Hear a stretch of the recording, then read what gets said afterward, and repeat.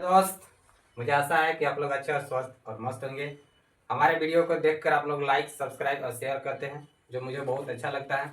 आप लोग ही कमेंट किए थे कि सर हमें जो है क्लास 10th का जियोमेट्री का एक बताइए, जो बहुत अच्छा और सटीक तरीके से आप बताते हैं, वो बताइए। मेरा नाम उपेंद्र सर है। आइए हम ज़्यादा बात न करके हम सवाल की ओर ले चलते हैं।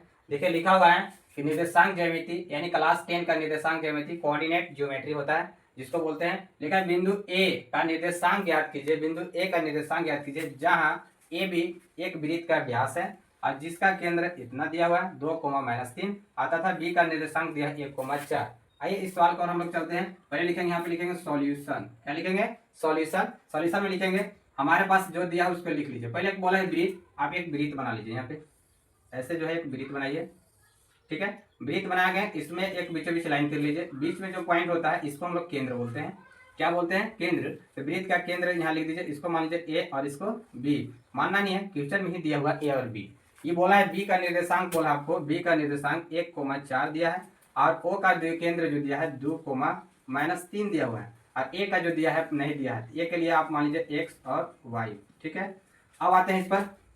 लिखा है, दिया है फास्ट एकदम, देखिए एकदम दिया है। क्या दिया हमारे पास? आपका दिया है कि x1 बराबर जो है वाट है, y1 बराबर जो है ये भी वाट है और x बराबर जो दिया है 2, और y बराबर दिया है -3 और x बराबर जो दिया है आपको x2 बराबर 1 और y2 बराबर जो दिया है आपको 4।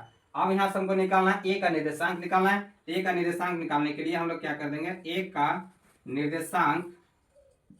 निर्देशांक बिंदु निकालना है हमें। इसके लिए लिखेंगे x नियामक, एक सूत्र होता है, लिखेंगे नियामक सूत्र। यहाँ x बराबर, देखिए x बराबर फॉर्मूला होता है x1 + x2 बटा में 2 होता है। यानी x का मान हमारे पास 2 है और x1 का मान हमारे पास नहीं है, x2 का मान हमारे पास 1 है और बटा में 2 कर देंगे। ये वाला 2 से गुना यहाँ तिरछा करके ऐसा कर देंगे तो 2 दूना के 4 हो जाएगा और x1 + 1 कर देंगे। x1 बराबर क्या हो जाएगा आपके पास? तो 4 में से 1 जाएगा, x1 बराबर हो जाएगा 3। अब यहाँ निकालेंगे y बराबर, तो y बराबर फॉर्मूला होता है y1 + y2 होता है और बटा में 2 कर देंगे। y का मान हमारे पास यहाँ पे 4 है, 4 लिखेंगे। y1 का मान हमारे पास नहीं है, छोड़ देंगे। y2 का मान हमारे y का मान जो है हमारे पास -3 है, सॉरी y का मान -3 है और y1 का मान हमारे पास जो है नहीं है, y1 का मान। अब यहाँ लिखेंगे y2 का मान हमारे पास 4 है, 4 लिखेंगे और बटा में 2 करेंगे। इसको बटा में 1 मान के तिरछा गुना करेंगे, 3 गुने से 2 और बराबर लिखेंगे y1 + 4 लिख देंगे, यानी 6 हो जाएगा और बराबर हो जाएगा y1 + 4। यहाँ लिखेंगे -4, इधर आ जाएगा तो -4 हो जाएगा, y1 हो जाएगा, यानी y1 का मान कितना हो जाएगा? -10 हो जाएगा। ये हमारा बिंदु का निर्देशांक निकल गया।